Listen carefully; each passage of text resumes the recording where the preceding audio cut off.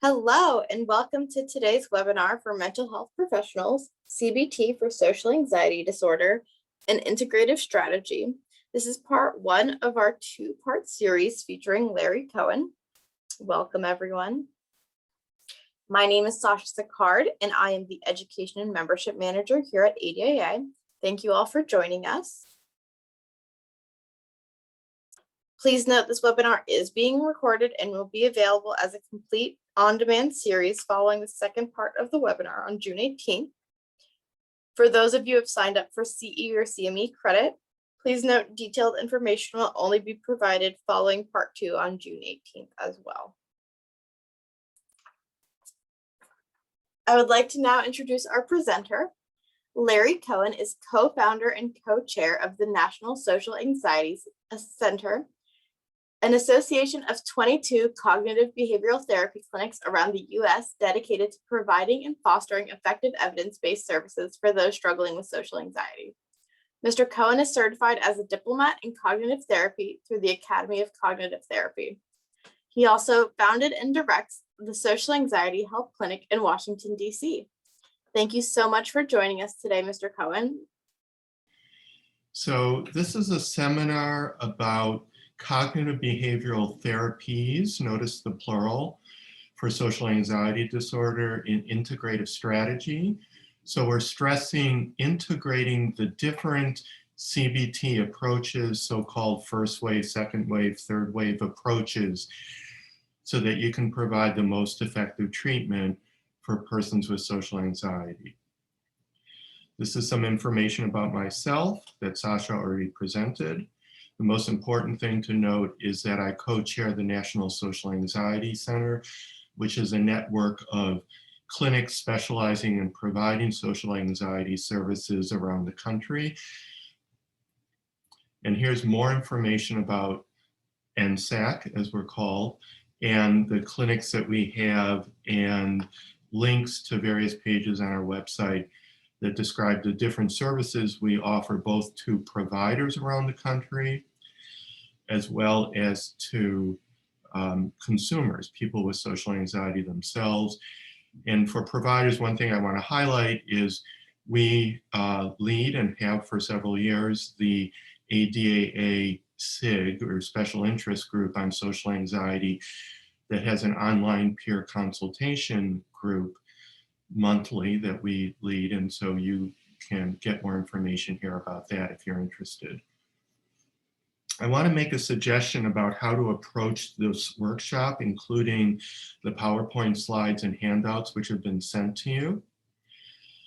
I purposely made the PowerPoint slides rather hefty with information, more information than you probably can, or at least in my opinion should read during the presentation.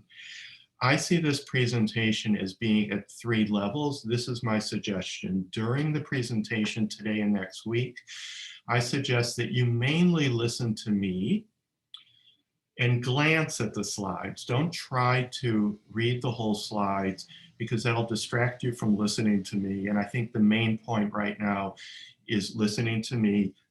The second level is, if you're interested for more information, as well as to reinforce the information you already received, then I encourage you to read the slides after the presentation is over.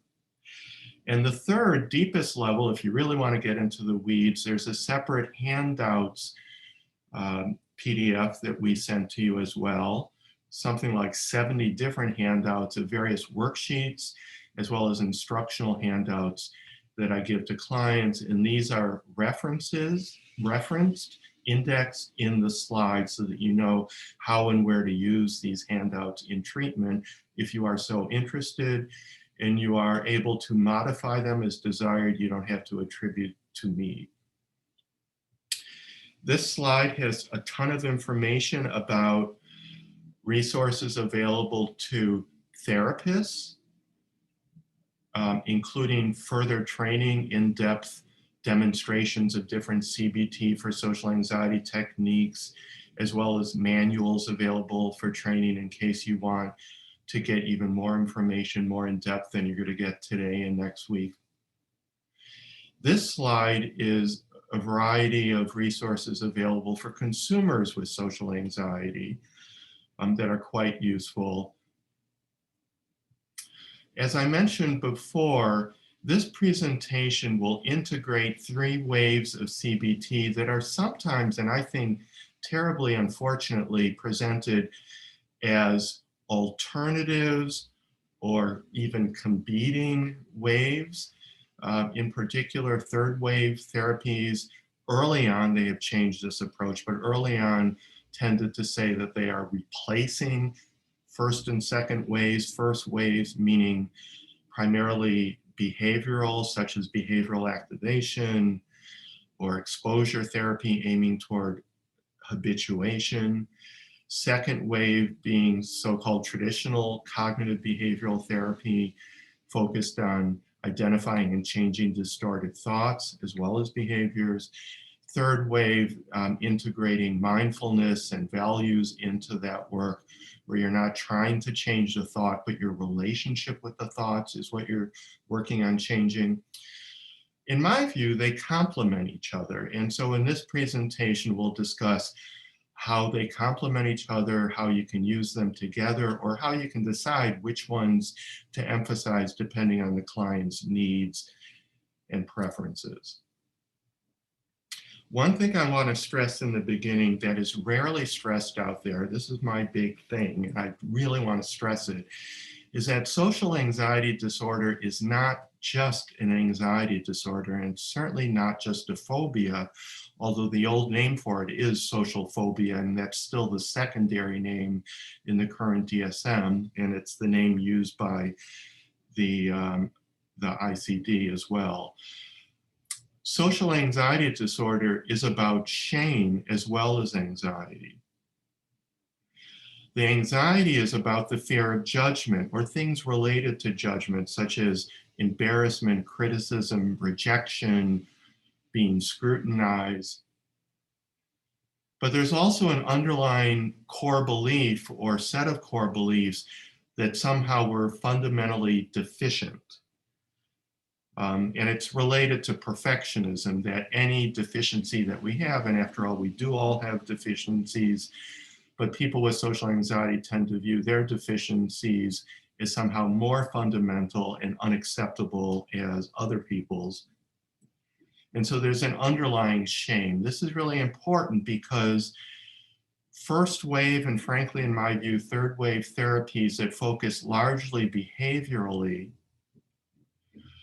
are really, really important, but not sufficient because they don't directly challenge shame. They may indirectly help the people with that, but they don't directly challenge that. And so there's a big emphasis on targeting the underlying core beliefs here that cause the feeling of shame, the sense of fundamental deficiency. This is a useful rubric. That's all it's meant as, is a tool. It's not exactly reality, but it's a representation of reality. That I call it the anxiety formula. I didn't make it up. I'm not sure who did, but it's, I think, a useful tool that says the intensity of one's anxiety is a product. It's almost like a mathematical formula. It's a product of how likely we see a threat or something dangerous as being, how severe we imagine that threat would be,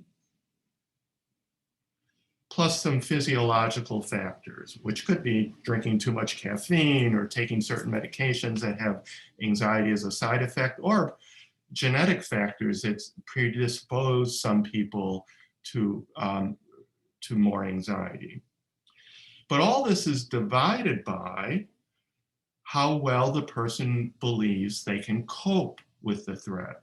So in other words, if you believe that there is a threat that is very likely and very severe, but you also believe that you can cope well with it, you will probably only be a little bit anxious. Whereas if you believe that a threat, and this is important, is extremely unlikely, but would be very severe if it were to happen, and I couldn't possibly cope with it if it were to. And by the way, that's typical with social anxiety. The people may acknowledge, well, okay, it's really unlikely that this thing I'm afraid of will happen, although some people think it is likely, but some will acknowledge, no, it's unlikely. But they'll say, but if it were to happen, it would be so devastating. In other words, threat severity would be severe, and I couldn't cope with it. It would be humiliating. It would ruin my life, or at least a big part of it. And the reason for this formula is the different aspects of cognitive behavioral therapies from the different waves for social anxiety will target different elements of this. And that's why I think these different strategies complement each other, because none of the strategies effectively target all of these elements, but all of them combined do target them all very well. There's a number of debates within CBT for social anxiety, even though the research shows that CBT is the most effective treatment for social anxiety. There's several different, as I said, approaches to it, and there's various debates within those approaches. You will see, I don't know how many, a dozen at least, debates that are mentioned in these slides today and next week. For the most part, with maybe one exception where I come very firmly on one side, but for the most part, I see elements of truth in both sides of the debate. And that's not just my personality. Actually, normally on other issues, I tend to be very rigid about my beliefs, I'm afraid. But in this area, I see elements of truth in both sides of the debate, and I will present a synthesis of how I think the two sets of truths go together. This first debate is about, should we work toward accepting our anxiety and instead focusing on a life in which we are pursuing activities in accordance with our values, which is the core philosophy, if you will, of acceptance and commitment therapy? Or are we are we working toward reducing anxiety as opposed to accepting it, also while pursuing valued activities? Well, honestly, I think both are right. In the short term, it is better to help clients accept their anxiety, because if you work with them on trying to reduce their anxiety in a given situation, a party, a public speech, asserting themselves with somebody, even using a public bathroom, whatever their trigger is, if you work with them on trying to reduce the anxiety in that situation, then they're likely to be focused on their anxiety and on safety-seeking behaviors to reduce the anxiety, which paradoxically increases their anxiety.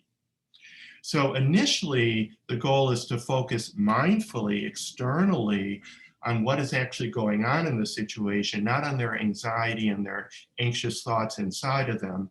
But frankly, of course, the goal is one goal is to reduce their anxiety. If not, they're still diagnosed with social anxiety disorder. And after all, most clients are coming to see you to reduce that anxiety. And I think that's a perfectly legitimate goal to work on. It's just that's a longer term goal. There are important diversity factors that play a role in social anxiety. For example, remember that social anxiety is based on the fear of judgment. Well, a lot of people actually are judged. Racial minorities, LGBT people. There are gender factors in which we make stereotypes and judgments based on presumed gender of the other person. There are also cultural and language factors. For example, I have lots of clients in Washington, D.C. from other countries who are maybe working in the embassies or international organizations. And different cultures have different standards, and ours tends to be very extroverted oriented, and they may come from more introverted cultures. And regardless of their personality type, it can be very difficult for them to adapt to cultural standards in this country that expect a much more outgoing approach than they're used to. And also language factors. If English is someone's second language, people often have social anxiety about making mistakes in language. I know I do that all the time. I feel that when I try my Spanish, which is only mediocre.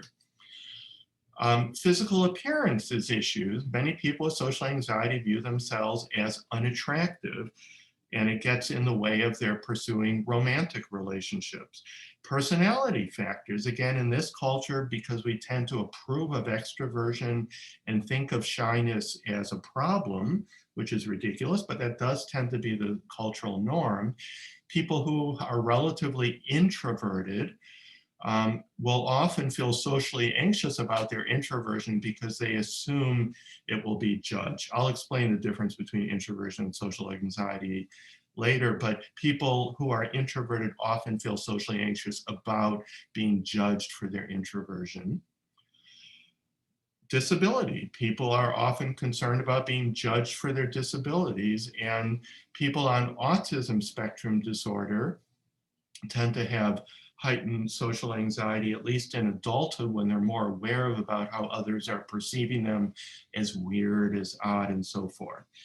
So social anxiety is the fear of judgment when that judgment is when that fear is in some way debilitating, but it's not an irrational fear. It just drives me bonkers when I hear people talk about irrational fears. It's rare that we have irrational fears. Some people who have psychosis do, but very few of the rest of us do. We have exaggerated fears. Judgment happens. And if it is realistic that we are being judged, for example, I have field trips in my social anxiety therapy groups, and one time I foolishly went to a shopping mall before the pandemic. Shopping malls are good places to do field trips, which are in vivo experiments where we talk to strangers in pairs and stuff. And I happened to go to one in an affluent white neighborhood, and I had a few Black clients, and they told me during the break after we went out doing experiments, it was very hard for them when they perceived people as watching them, especially store personnel, suspiciously wondering if they were going to steal or something like that. So that isn't in their head. That was actually happening. I now go to different shopping malls that are much more diverse, but nonetheless, that judgment does happen. The goal of overcoming our fear of judgment is not to pretend that judgment doesn't happen, but to help us see that judgment is a reflection of the judger, not the person being judged, and that we can cope with it in various ways much better than we think. These next two slides are about some important facts about social anxiety disorder. This seminar is primarily about treatment, so I'm just going to mention some of them. First of all, it is much more prevalent than most people realize. Depending on the survey, it is the third or fourth most prevalent mental health disorder in the country. 12% of adults have had social anxiety disorder in their lifetime, at least 9% within the present moment.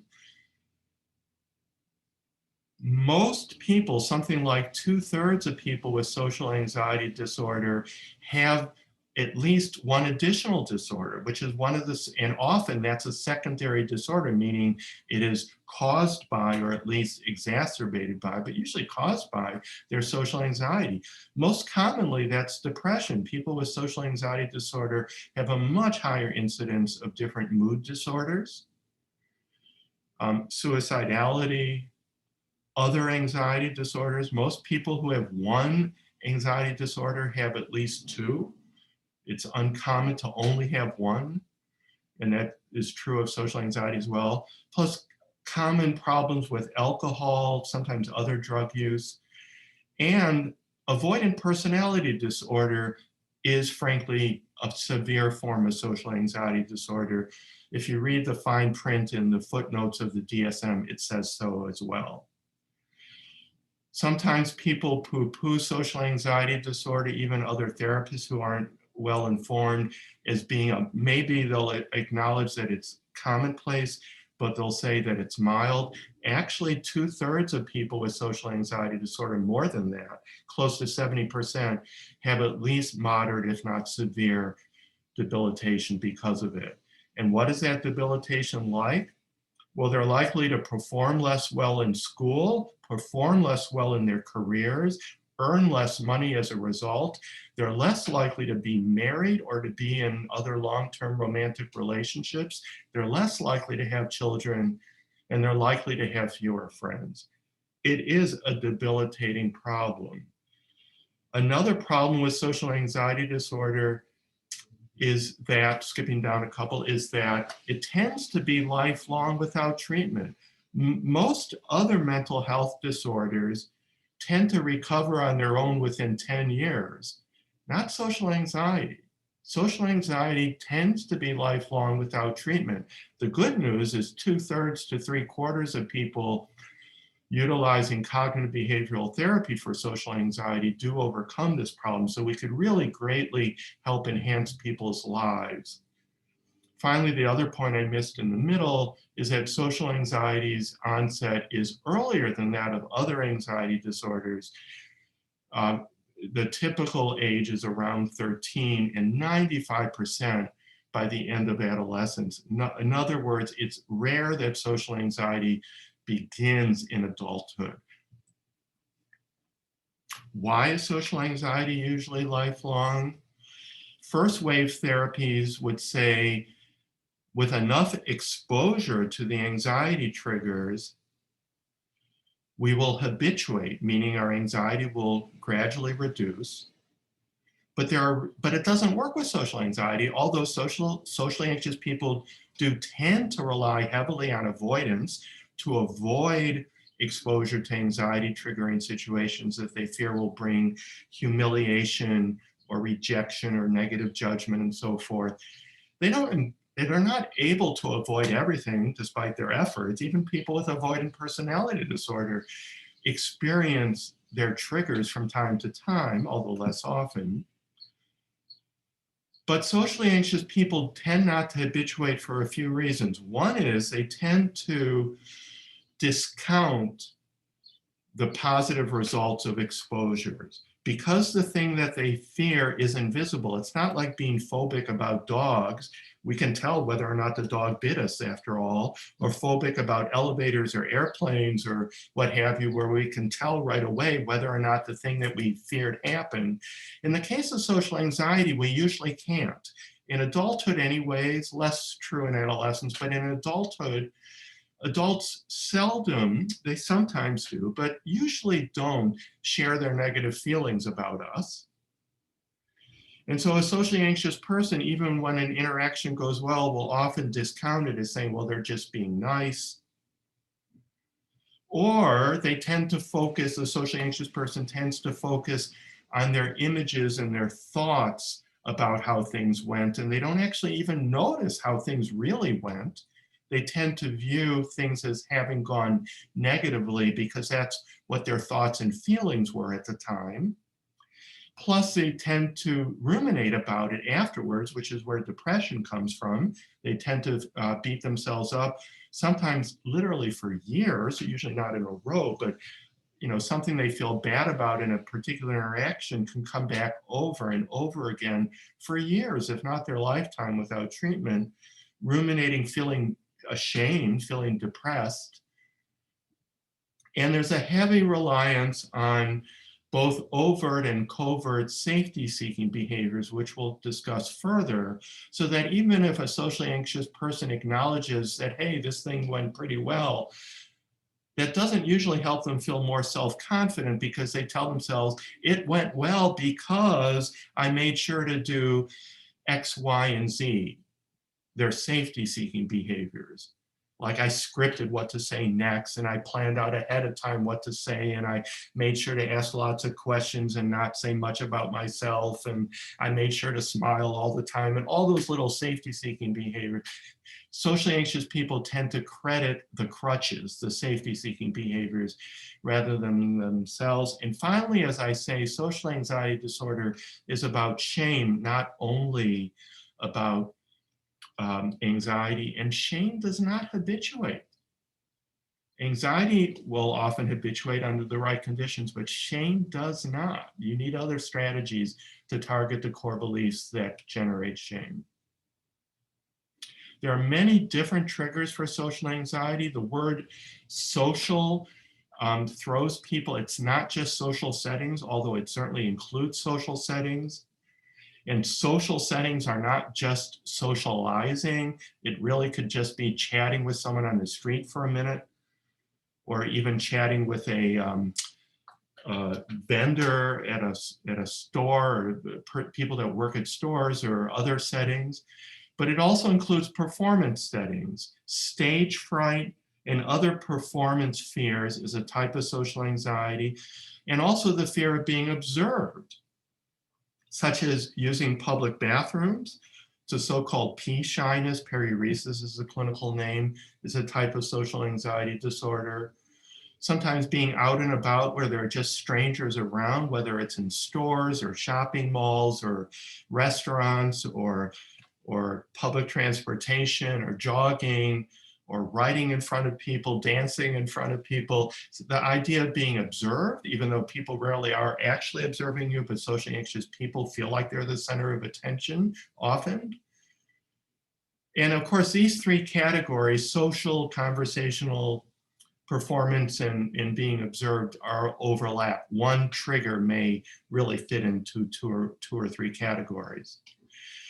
And finally, and this overlaps with all of them, socially anxious people tend to be anxious about their anxiety. They're anxious that their anxiety will show, will be judged, whether it's the physical symptoms of anxiety like blushing, sweating, jitteriness, cold hands, what have you, or it's the performance impact that they believe anxiety has. It'll mess up my speech or mess up the way I communicate.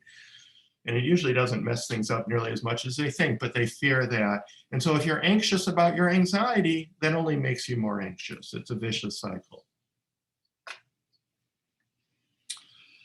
Key elements of social anxiety, and this is the cognitive behavioral model, of course, it applies to every problem, frankly, are we need to look at thoughts, both at the level of automatic thoughts, I like to call them hot thoughts, the ones that are charged with uncomfortable emotion, as well as underlying beliefs. Sometimes they're called conditional assumptions or personal rules, as well as underlying core beliefs. I tend to mush those second and third bullet points together. They are different, but I don't think clients particularly care about the difference. So underlying beliefs is what I call them. Another cognitive aspect of social anxiety is a tendency to have a negative bias about themselves, usually a positive bias about others, but at least a negative bias about themselves. So they're much more likely to pay attention to what they see as negative evidence about themselves and their interactions than the positive. Often they don't even see the positive, as well as worry before triggers and rumination after triggers, pre and post event, tends to be overwhelmingly negatively focused. So those are elements we need to target.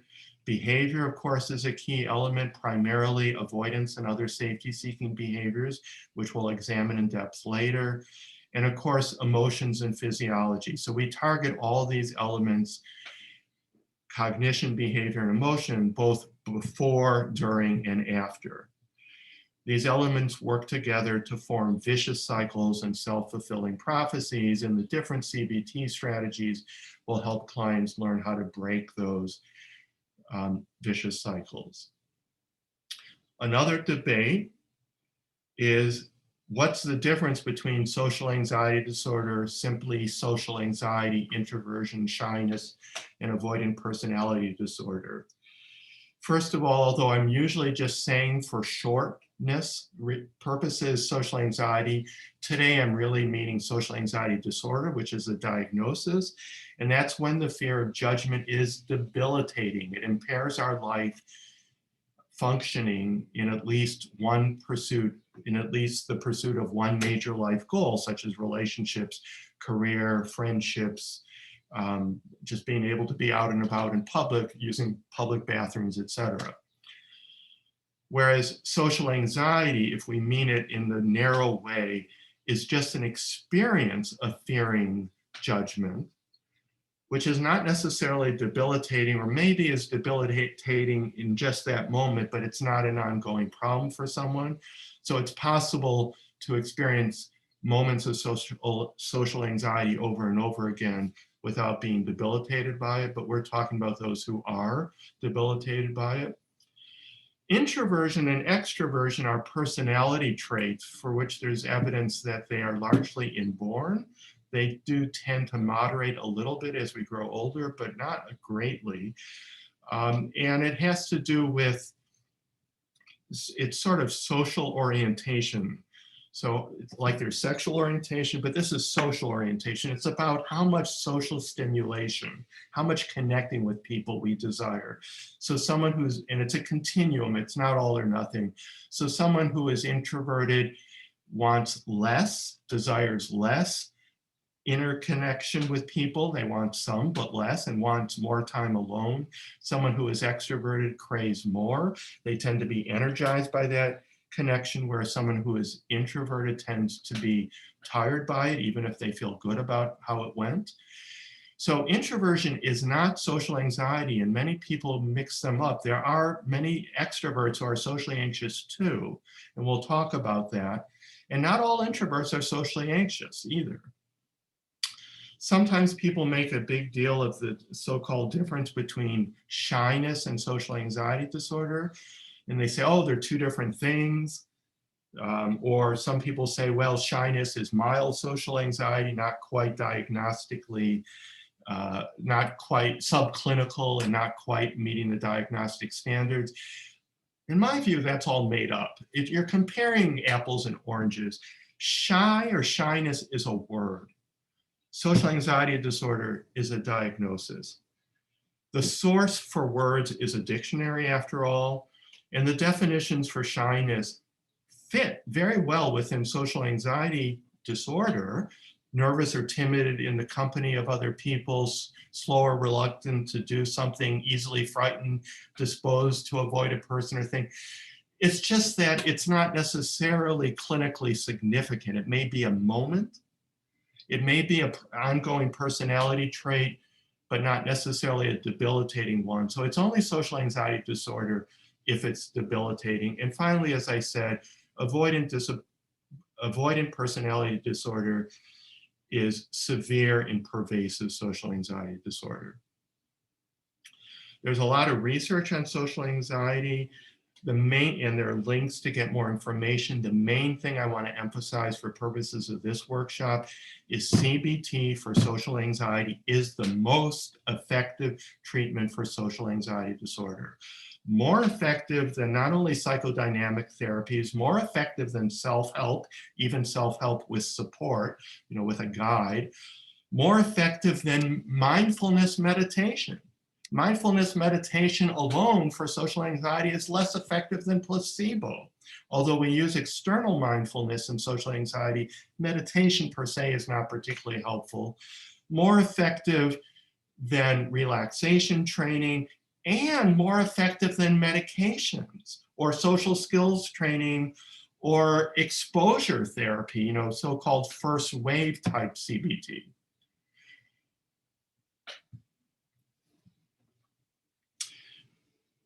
There are 5 essential elements to cognitive behavioral therapies for social anxiety disorder. We're going to present all of these today and next week.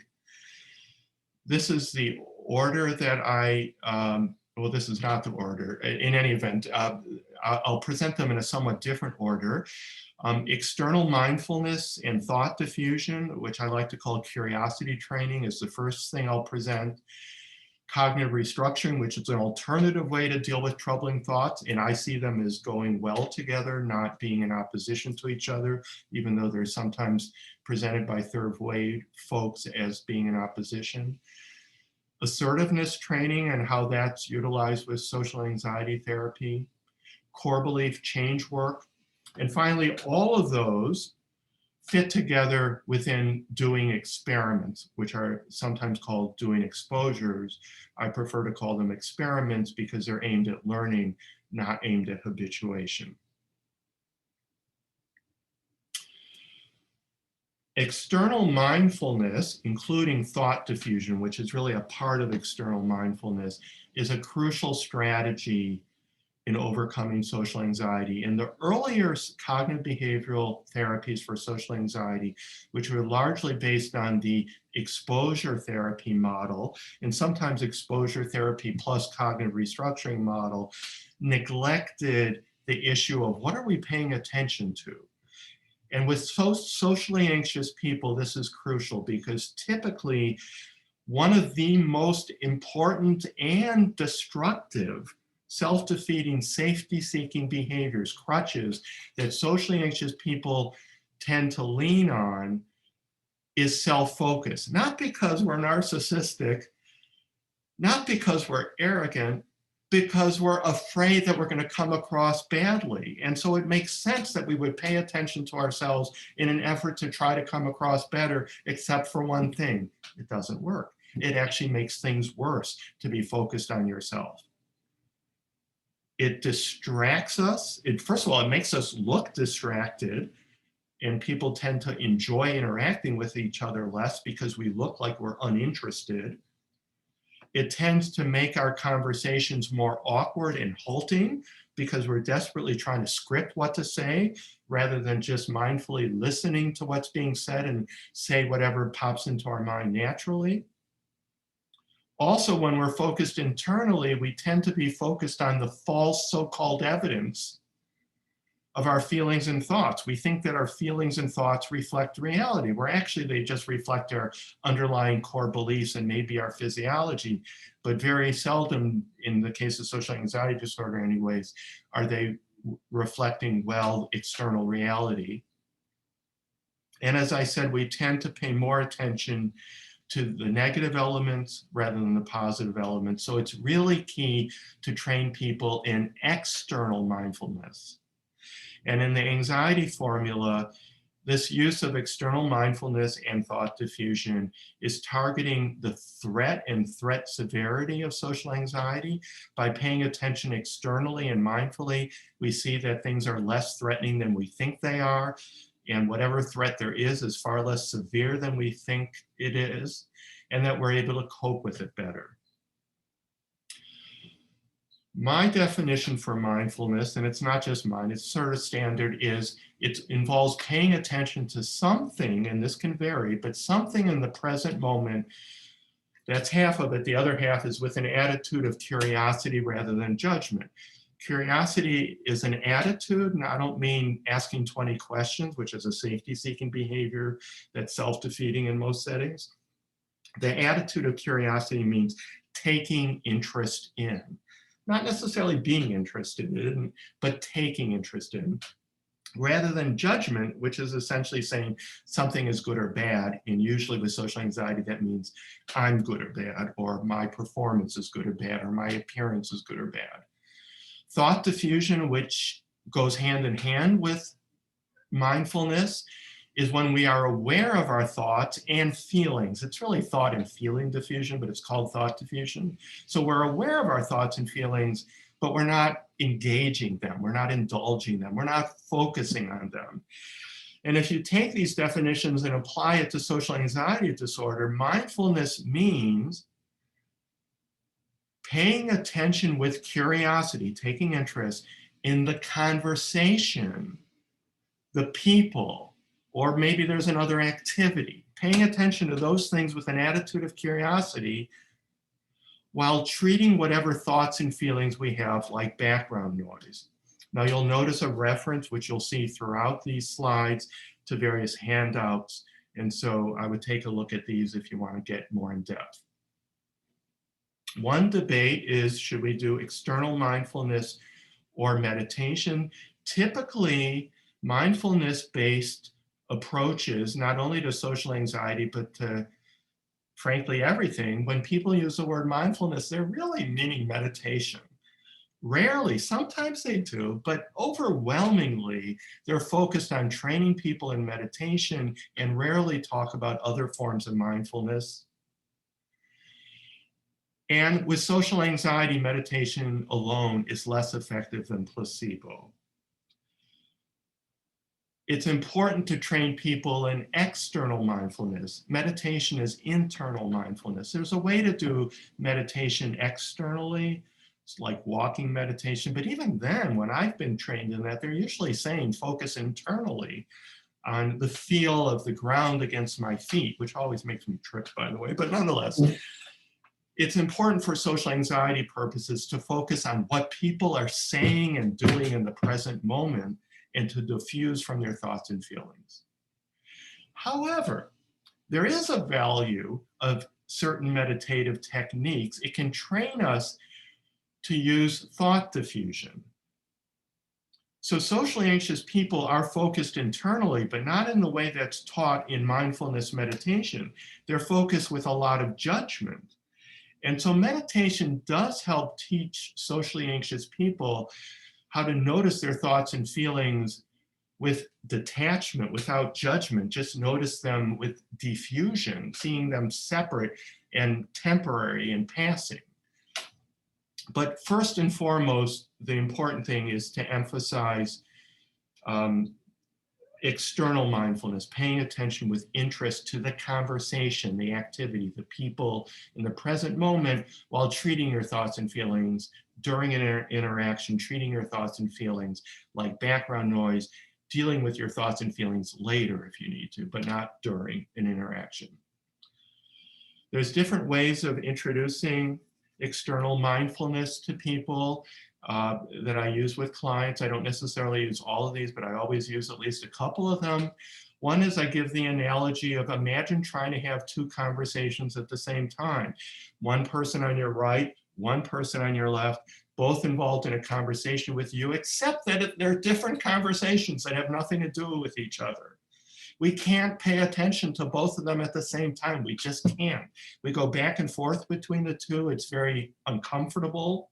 In fact, we would consider it to be rude on the part of the two people talking, in different conversations at more or less the same time, because we all know that it's just not possible. And that's an analogy of what we're trying to do when we're socially anxious, except that one of those conversations is a highly negative one in our head, our negative thoughts about ourselves, our negative judgments about ourselves, while we're trying to have a conversation or some other activity outside of us. I love to give the analogy of an actor on stage who has stage fright, which is a type of social anxiety. And I say, imagine that an actor on opening night, perhaps, is very, very anxious about how the audience and perhaps the theater critics in the audience will review her performance. And so it's understandable that that actor will want to focus on her performance and judge her performance as she's performing in an effort to try to perform well. And that she's criticizing, oh, I didn't say that line with the right intonation, I flubbed up that word, or my stage directions where I wasn't following the stage directions properly, or the audience laughed when they weren't supposed to, or didn't laugh when I expected them to. And I ask a client, imagine that an actor has that whole running commentary in their head while they're acting. What do you think the impact of that will be? And every client I've ever asked this of, which is hundreds, will say she won't perform as well. And I'm saying, well, that's what you do.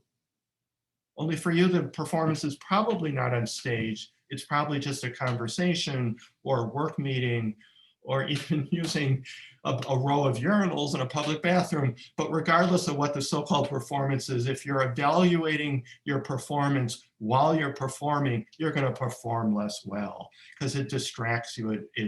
It just makes it hard for you to put yourself fully into it. And I like to use the slogan of get out of your head into the moment. That's what's meant by external mindfulness with thought diffusion.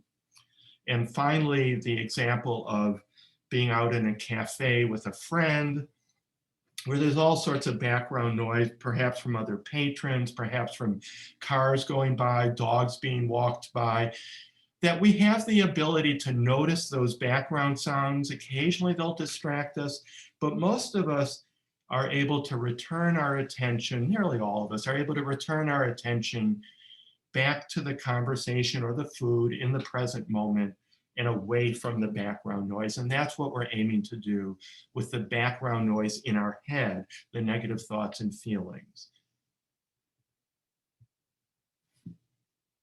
There are different ways of training people in being externally mindful. I want to show the first way. Actually, let me show the second way first, which is an audio recording. It's 9 minutes. I'm just going to play the first 30 seconds or so. I don't know what to say. What do I say next? I'm coming across as so uninteresting, so boring as usual. I got to get out of this conversation, or I'm just going to feel so stupid again. What is he thinking of me? How did I get into this? I really got to find a way to leave. I'm so nervous. Why am I so nervous? I don't know what. This audio recording goes on and on. It's a whole series of social anxiety hot thoughts. And I do an exercise early on with people as I'm introducing them to the concept of external mindfulness, where I say, I'm going to play examples of hot thoughts. They may or may not be yours, but typically, frankly, several of them are. And in that try to treat that recording of hot thoughts as background noise while you and I have a conversation. And I pick a topic that I know that they're interested in, or maybe I'm just asking them a series of questions about themselves.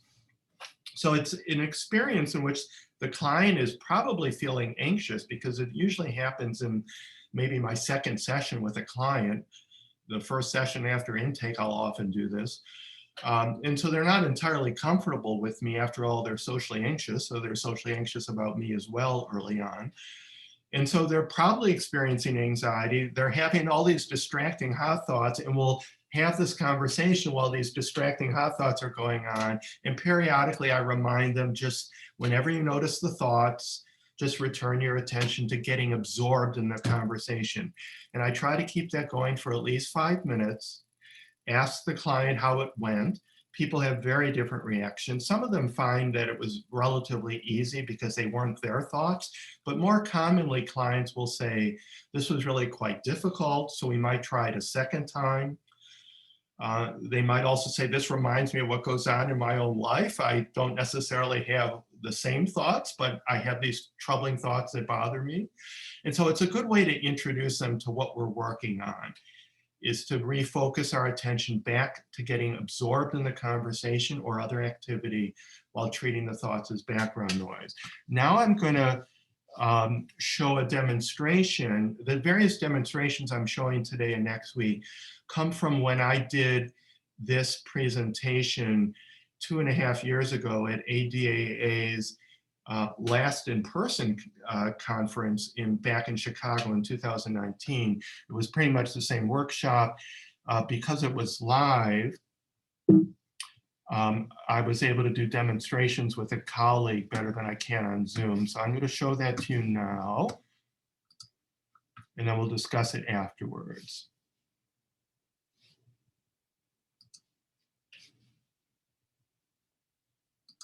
Therapist, and Holly will be the client. So Holly, I'm thinking it would be useful for us to have a practice social conversation, pretending that I'm somebody that you met in some sort of social environment rather than being your therapist in this office. Okay, I'll try. Okay, and tell me, when you're in a social conversation with a new person, someone you don't already know well, what goes on in your mind? So my biggest concern is they're going to know that I'm nervous, because they're going to see that I blush, they're going to see my hands shake, they're going to hear it in my voice. And when that happens, then all they're going to be thinking about is, well, what's wrong with her? She's kind of weird or kind of deficient in some way. Okay, so that's helpful to know. And when you have those concerns, I call them hot thoughts going on in your mind, what do you do? So I have several things that I do so no one will know my hands are shaking. I sit on my hands a lot, or I hold them behind my back. And because my voice shakes, I try to make sure that if I don't talk a lot, they won't notice it. And Okay. so that's what I try to do. Okay, all that makes sense. So I'm going to suggest that we have a conversation for a couple minutes. Again, pretend I'm somebody you're meeting at, say, a meetup, okay? A Okay. social activity. And what I'd like you to do is to focus your attention on your handshaking, on possibly blushing, on how you imagine I might be thinking about you and judging you. Just like you would be if you were actually meeting a stranger in a social setting, okay? Okay. So focus your attention on those things. Hi, I'm Larry. Good to meet you. Hi. What's your name? Holly. Hi, Holly. Have you gone to this meetup before? Yeah. Okay. And what do you like about it? Why do you keep coming? I don't know. Okay. And imagine this goes on for a few minutes. In the therapy office, we would be doing this for about 5 minutes. Well, thank you, Holly. So tell me, how are you feeling? So just thinking about having to do that, it just gives me all this anxiety, and I feel really tense, and then I start to feel sad too because I just can't do it. Okay. And how do you think the conversation went? Not well. In what way? So all I could think about is what am I going to say next, and how can I say it in as few words as possible? Did thinking about what to say next help you come up with things to say? No, because obviously I didn't have anything to say. Okay, okay. Very good. Now I'm going to suggest that we redo the conversation. Actually, we continue the conversation. But this time, try to treat all the stuff going on inside of your head, inside of your body, as noise, something you're aware of but you're not paying attention to, and instead get lost in the conversation, get engrossed in the conversation, focus with curiosity, with interest. Does that make sense? Yeah. So give that a try. Everything inside of you is noise. What's going on here is what you're engrossed with. Okay. This is the first time I've been at this meetup. I'm going to meetups to make friends, and I've been to some that are okay, but this one seems the most interesting one for me. There's more people, they're more diverse. So tell me about other meetups you've gone to. Yeah, I agree with what you're saying. There seems to be a lot more people here and different types of, like you said. So it is different from other ones. And what do you like about it?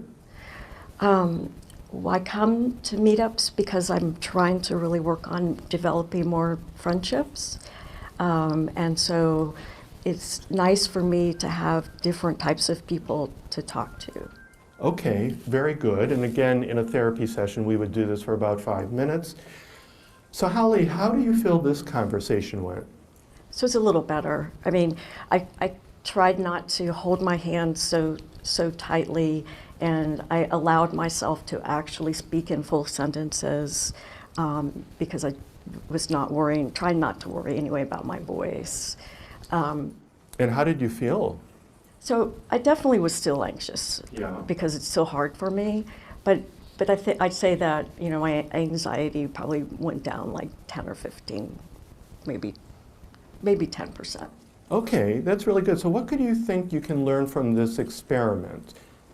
So remember that when I go in situations, when I'm speaking with new people, to try to not focus on mind reading, like what are they thinking about me, and just try to really focus on get lost in the conversation as opposed to the worry. Okay, so that's an important element in learning how to overcome your social anxiety problems. I call it getting out of your head and into the moment, or the other expression is getting lost in the conversation. So I'm going to suggest you practice that as homework every day during any conversations you have. Whether you're anxious or comfortable, doesn't matter. Try to get lost in the conversation and ignore what's ever going on in your head and your body during the conversation. Okay. Sounds good. Usually in this exercise, as happened here, you only see a moderate improvement. But the important part of the exercise is not that this alone solves things for them, but it demonstrates the importance of external mindfulness. And that So this type of experiment where we're contrasting, let me get this bigger, where we're contrasting a conversation where the client is focused internally on their thoughts, their feelings, their safety-seeking behaviors, versus a second conversation when they're trying to focus more externally, get absorbed in the conversation, is a way to introduce clients to the idea that their internal focus is not helping them, it is hindering them, their performance and the way they feel. And it's an introduction to the idea of getting out of their head, focusing externally, and mindfully. There are various videos that are used to help people train themselves in focusing externally. I like to call all of this work, by the way, curiosity training, because we're helping people become not only externally focused, but focused with curiosity, taking interest. And there are various videos online that give people things to pay attention to, and other techniques as well that are all referenced here with handouts for clients and links to those videos. I don't know what to say. What do I say next? Oh, we don't want to hear that stuff anymore. And here's an example of that handout. Again, you'll get versions that you can print out in the other handout slide. And this describes how to do curiosity training both while observing as well as participating, which usually means within conversation. And here's a log that they could keep track of their curiosity training homework. The next major strategy in CBT for social anxiety that I want to introduce is cognitive restructuring. Now, that's a very different approach to dealing with thoughts. Mindfulness is about defusing from your thoughts while focusing with interest on something that matters more. That usually means the conversation, the activity, the people in the case of social anxiety. Cognitive restructuring is we're actually focusing on the thoughts for a time, not forever, but for a time in order to challenge their content. Mindfulness isn't dealing with the content of the thoughts, just the relationship with the thoughts. Early on in third wave strategies, there was a tendency to say that cognitive restructuring is bad. It's not bad in a moral sense, but counterproductive because it gets people focused on their thoughts. And besides, cognitive restructuring isn't 100% effective, so why do it? Well, neither is mindfulness. I've never understood that argument. But the reality is, and the thing that third wave people only more recently have started acknowledging, is that it's easy for the therapist to say, well, treat your thoughts like background noise and focus on the valued activity. But if the client believes that their thought is true and the content of the thought seems highly dangerous to a client, like, oh my God, I'm about to humiliate myself. And then you tell them, oh, that's just background noise. They're not going to do that. It's like telling someone, don't worry about the guy with the gun over there, just focus on the flowers because that's your value. No, the guy with the gun is real. We got to focus on that. So the idea behind cognitive restructuring is to help clients see the distortions in their thoughts. Why? So that they can be more effective in doing external mindfulness. It is much, much easier to dismiss our thoughts as background noise when we realize, they're just distorted old tapes, as we used to call them, old messages in our head. And so cognitive restructuring is a very useful tool, again, like external mindfulness, to help, as it says in the formula at the bottom, to lessen our belief in the likelihood of the threat, the severity of the threat, and to increase our belief in being able to cope with the threat. The different kinds of hot thoughts, troubling thoughts, automatic thoughts that people with social anxiety are here. The concern that they're going to appear in a way that will lead to judgment, usually that they'll appear anxious in a way that will be judged negatively, that their performance, and socially anxious people, by the way, view almost anything as a performance, including social conversation, as well as actual performance, like speaking at a staff meeting or something. They fear that their performance will be judged negatively. Notice that sexual anxiety, sometimes unfortunately called performance anxiety. I say unfortunately just because it's unfortunate to view sex as a performance, but that's how socially anxious people do. Notice that sexual anxiety is a type of social anxiety. It's the concern of being embarrassed or losing an erection or being judged. So these are examples of the kinds of hot thoughts people with social anxiety have. And of course, that recording I gave you earlier are other examples. So one debate, as I said, is in acceptance and commitment therapy, that we should only focus on our relationship with our thoughts and not focus on the content of the thoughts, even to challenge the thoughts, because then we are taking the thoughts too seriously and it backfires, they say. Cognitive restructuring is to focus on the content of the thoughts to challenge them against real life evidence. My synthesis for the two is that you do cognitive restructuring before and or after a social anxiety trigger, but you use external mindfulness with thought diffusion during.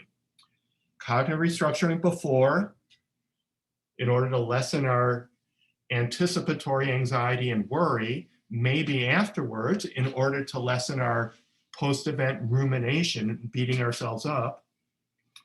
But mindfulness, external mindfulness and thought diffusion during. There's also a debate even among people that advocate using cognitive restructuring for social anxiety as to when to do it. So in some approaches, the earliest approach, which began in the 80s, I believe, Richard Heimberg of CBT for social anxiety, is to train clients to do it before an experiment, an exposure, call it what you will, both in session and also homework experiments, in order to reduce their anxiety about doing the experiment, as well as to design the experiment so you're identifying the hot thoughts that you want to test out during the experiment. Whereas more recent approaches to doing CBT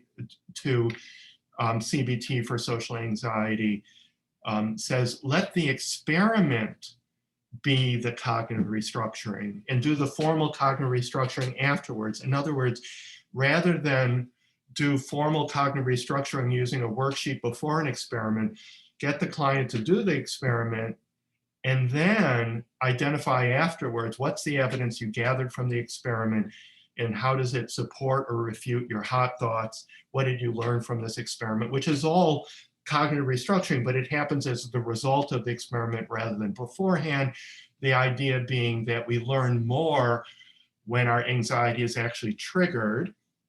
And so if we do cognitive restructuring beforehand and it's very successful, then we won't be very anxious during the experiment and we won't learn as much from the experiment. We'll learn from the worksheet, but we learn more effectively when our feelings are triggered through real life experience. The way I do it is I introduce people to cognitive restructuring before experiments because it's frankly very hard to get socially anxious people to do experiments as homework. It depends, but typically it's very hard. And so mainly to increase their likelihood of doing the experiment by reducing their anticipatory anxiety.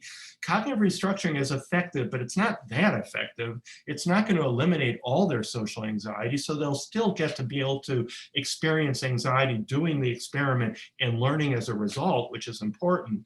But the cognitive restructuring should lower the volume, so to speak, of their anxiety by maybe a third, maybe a half if you're do it really well, but more likely a third. So I teach people to do cognitive restructuring before an experiment, but then emphasize what we learned from the experiment using an experiment worksheet, which I'll show you. But that's at first. Then once a client is willing and able, which for some clients happens rather quickly within a month, For other clients, maybe much longer. We drop the cognitive restructuring before experiments and simply do experiments as a form of testing and changing their hot thoughts. And in some cases, then return to doing cognitive restructuring before an experiment if they run up against something that happens to be especially scary for them. It's important that we target both our verbal thoughts and also images in the case of social anxiety, other anxiety disorders too.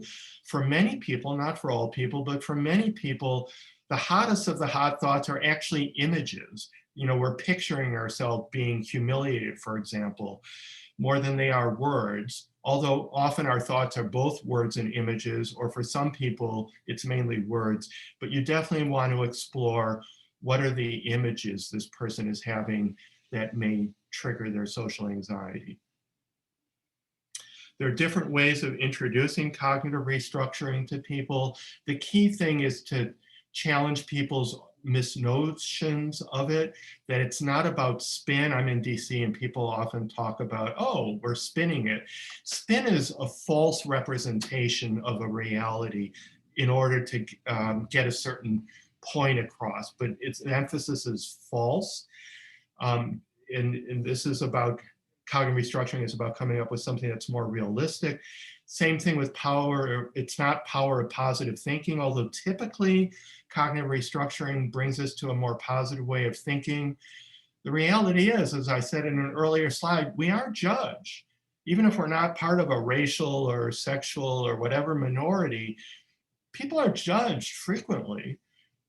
So the idea is not just to pretend that it's all hunky-dory and that, you know, like the old Stuart Smalley character on Saturday Night Live, sitting in front of a mirror saying, I'm smart enough, I'm good enough, and doggone it, people like me. I mean, that's not realistic. It's about coming up with a more realistic and helpful way of looking at things. There are different ways of doing cognitive restructuring. I have in the handouts, and I'll show you in a slide in a minute, my version of a cognitive restructuring worksheet. Unlike the standard cognitive restructuring worksheet, sometimes called Thought Record, which I think is an unfortunate title because the purpose is not recording thoughts, but is challenging thoughts. But regardless, unlike the traditional Thought Record, this has a section for safety behaviors, as well as at the bottom, the alternative behaviors you want to try out, which I think is really important with social anxiety. But I want to highlight in two demonstrations, two of the more creative techniques. One is using a role play, which I only do occasionally, but it's really fun. Clients really like it. It's a role play where the client is playing themselves, but they're playing themselves acting as if, that's a phrase I like to use a lot. It comes from 12-step groups, I believe, but acting as if they fully believe what I call their constructive attitude. Once they've filled out a cognitive restructuring worksheet, you come up with a constructive, a more realistic and helpful way of thinking. So they're acting as if they fully believe that, whereas I play their negative hot thoughts. And so I'd like to, and the goal of doing this role play, partly it's fun, but the real goal is to help them strengthen their belief in the constructive attitude and weaken their belief in the hot thoughts.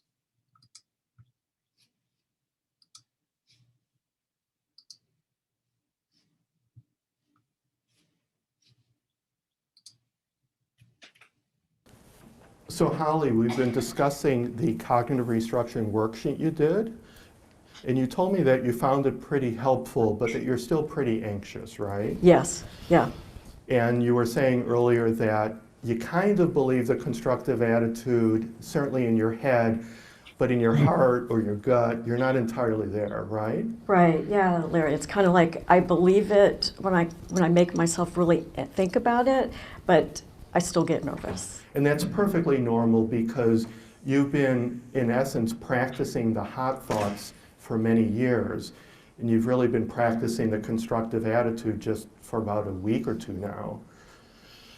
There's an exercise that we can do, a type of experiment that I think, at the very least, will be fun, And I'm thinking that it might help deepen your belief in the constructive attitude and, more importantly, weaken your belief in your hot thoughts so that you could treat them like background noise rather than take them seriously.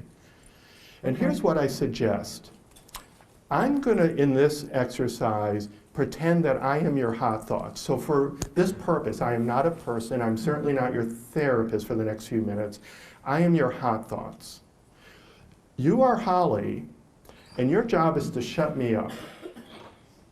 And to shut me up using a combination of reason and emotion. By reason, I mean, tell me why you think I'm wrong, and address me as you, okay? Okay. And emotion is try to get into this with oomph. Not dryly like a Harvard debate, but really try to put some real oomph into it, okay? Okay, and I can kind of get mad at you? Oh, please. Anything that you find helpful, or you can laugh at me, or don't hit me, but anything else that you find to help you shut me up would be beneficial. Okay. Okay. So the subject is the same thing we were working on in the worksheet, is going to a meetup and talking with new people with the long-term goal of making friends, but the immediate goal of just talking to new people, getting to know some people a bit. Okay. So remember, I'm your hot thoughts, I'm not Larry. You better not go there. You're going to make a fool out of yourself. You're not right. You don't have any evidence that that is true. What do you mean? You've made a fool out of yourself almost every time you've done something like this. You are not correct when you say that. I'm not going to believe that. You are wrong. But it always goes badly. People always reject you and laugh at you. They notice your symptoms of anxiety and think badly of you. You know what? I'm so tired of hearing that. It's been hurting me so long, my whole life, and I just can't listen to that anymore. It's just not true. Hurting you? I'm here to help you. I'm just trying to protect you. You do the opposite of that. You don't protect me at all. You make my things go much worse. Well, I'm in your brain. You need to just shut up. Well, I'm not going to shut up. I'm in your brain. Well, I'm going to ignore you then. It's okay if you stay in my brain, but I'm just going to ignore you. Wow. Congratulations, Holly. What did that feel like for you? So I'm glad you gave me permission to kind of get mad, because when I let myself feel emotional about it and really separate what those thoughts do to me and recognize how detrimental they are, it helped me see how beneficial it would be to change. Okay, very good. Thank you. Now I'm going to show one more demonstration, and that's on the use of imagery to change hot thoughts before an experiment.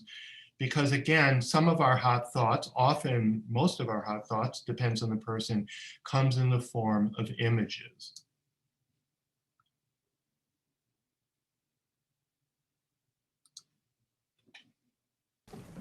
Holly, you've been telling me that when you're socially anxious, whether you're in the situation like a meetup or a staff meeting, or you're thinking about one coming up, that you have these images that come to mind that are really disturbing. Yes, I do. I'm going to ask you to imagine going to this meetup that you're considering going to this weekend.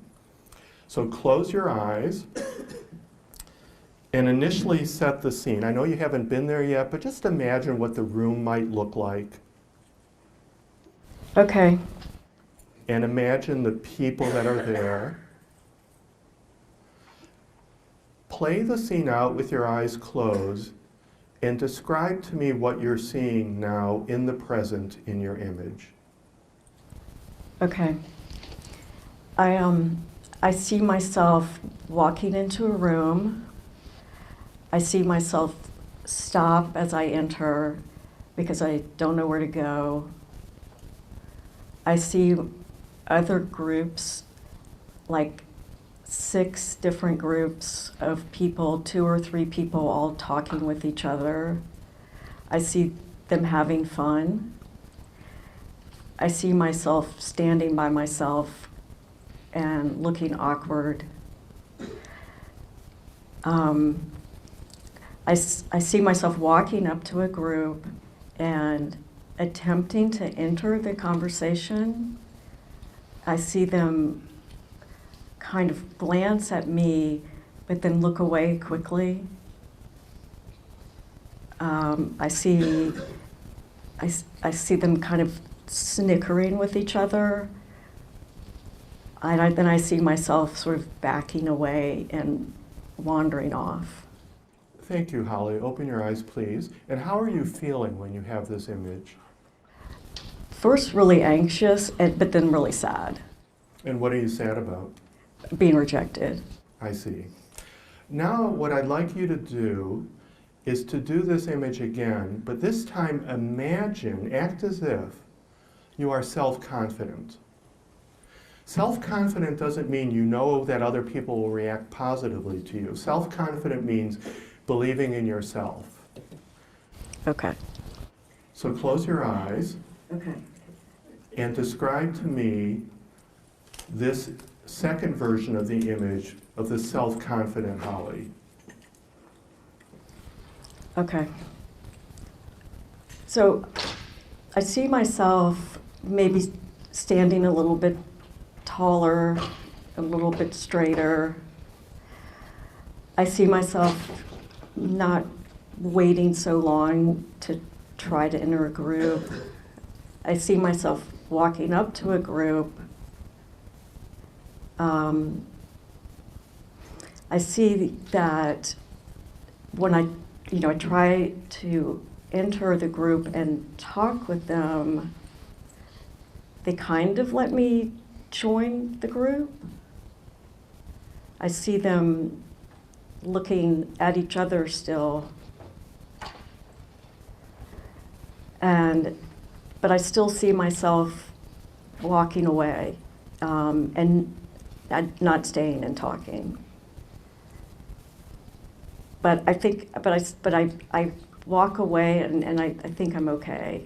I see myself trying another group. What do you do there?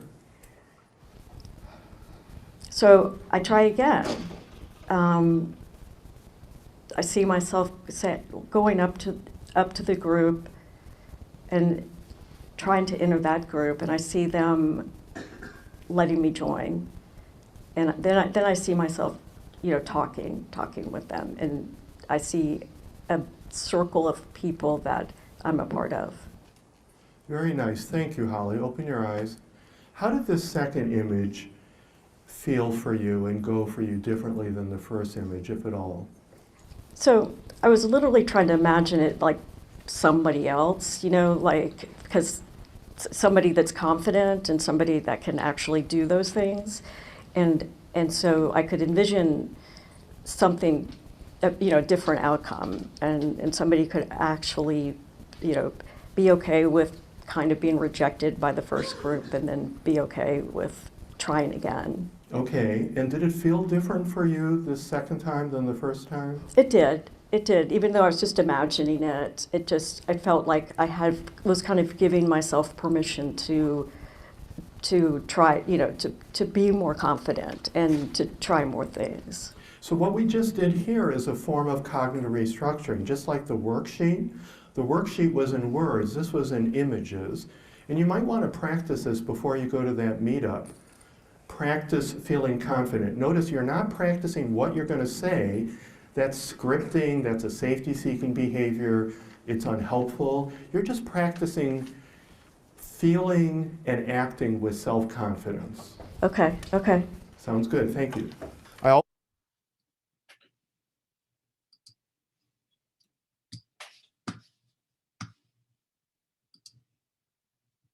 So these are all different techniques, the two I demonstrated, the worksheets and others, to do cognitive restructuring. Here's an example of the worksheet, including, notice, safety-seeking behaviors, and at the bottom, behavioral goals, which you don't normally see on a cognitive restructuring or thought record worksheet. Here's an example of an experiment worksheet that is used before and after experiments. We'll discuss that more later, but again, it's the way of doing cognitive restructuring through the evidence that you gather in an experiment. Starting next week, we will begin getting into the actual strategy of using behavioral experiments to challenge our hot thoughts, as well as to live according to our personal values, as well as the two other strategies of assertiveness training and core belief change work. But I want to end right now to see if there are questions. Sasha, are there any questions now? Yep. Hi. Okay. So we do have a few questions that are coming in, and I'd love for anyone to continue to submit them as we discuss. We have one question that has come in that says, given the high comorbidity among anxiety disorders, what are thoughts on generic CBT versus disorder-specific CBT? Well, generic CBT, which, I mean, there's something called the Unified Protocol for the, it's Unified Protocol for the treatment of emotional disorders or something like that, is primarily exposure therapy plus some cognitive restructuring plus some mindfulness work. So it's very similar. It doesn't get into core belief work, which we'll be discussing next session, which I think is important, given that core beliefs are the thing that generates the shame, which is a major ingredient of social anxiety. So generic CBT will certainly be fine, but I would include emphasis on core belief work, and then you're going to end up with what I'm presenting anyways. It ends up being the same. Great, thank you. We also have a question that asks, have you helped clients with autism with social anxiety? They're wondering how to help them build that curiosity in the external mindfulness when that's one of their challenges due to ASD. Is it just using role plays to help them build that skill, or how do you do so? I have worked with a number of adults, including very young adults, but not children, with social anxiety on the autism spectrum.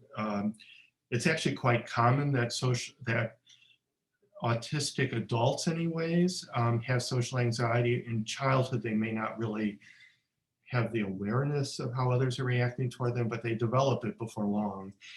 And indeed, you know, since social anxiety is based on the exaggerated and debilitating fear of judgment, the reality is autistic people are often judged as weird, as odd in some way. And they do behave in ways that other people would see as weird and odd. So yes, I do work with people. The big difference I find is that it does involve much more social skills training. Many people with social anxiety have the core belief that they are socially inept and socially unskilled, but usually they're incorrect.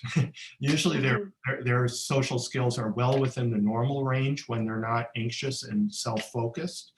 But that's not true of people on the autism spectrum. So typically it involves social skills training, and so there's a lot of role playing. And then there's a fantastic program, I don't do it, called PEERS. It's an acronym that stands for something, PEERS, which is intensive social skills training for people on the autism spectrum. It doesn't address social anxiety per se, but it's enormously helpful for people on the spectrum. And they have a version for children and adolescents, or at least adolescents, no, a version for children and then a version for adolescents and young adults. Oh, thank you so much. We have a pretty relevant COVID-related question on what are your thoughts on conducting treatments using Zoom or through the phone?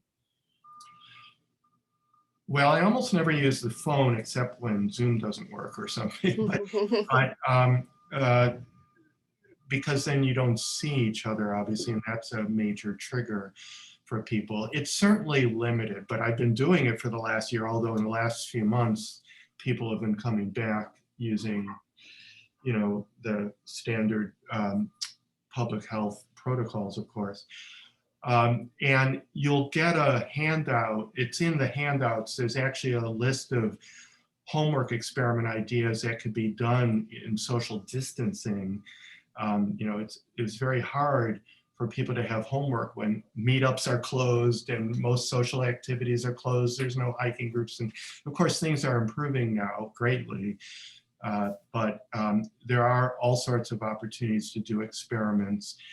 There's even a training that I have referenced on the last slide, a demonstration of how to do one of these demonstrations that Holly and I did, how to do that over Zoom. Although honestly, I don't like doing that, but if that's what's necessary, it can be done. Okay, thank you so much. We have a question that also says, could assertiveness training be a helpful component of working with people with social anxiety, since passiveness seems to play a big role? Yes, in two ways. In fact, that's one of the 5 key strategies, assertiveness, along with external mindfulness and cognitive restructuring and doing experiments and core belief work. Assertiveness training is one of the 5 key strategies, of which for social anxiety purposes anyways, Christine Podesky is a principal proponent. She calls it assertive defense of the self. So there's 2 ways assertiveness training is. First of all, as the writer, the attendee said, many people with social anxiety find it anxiety provoking to be assertive. They're very afraid of confrontation, or very afraid that the person will dislike them after being assertive. Even in little ways, like if you ask somebody, who is socially anxious what restaurant you want to go to, they'll often say, oh, I don't care, whatever you want. And that's not because they don't care. It may be more typically because they're afraid to assert themselves and not be liked as a result. So we do assertiveness training for that purpose. But there's also a form of assertiveness training where you're defending yourself against criticism or the fear of criticism. If somebody were to say, hey, you're red, why are you blushing? Is something wrong with you? You can say, well, it's just one of my quirks. We all have quirks. What are your quirks? So there's different ways of asserting yourself that help you deal with your underlying social anxiety hot thoughts.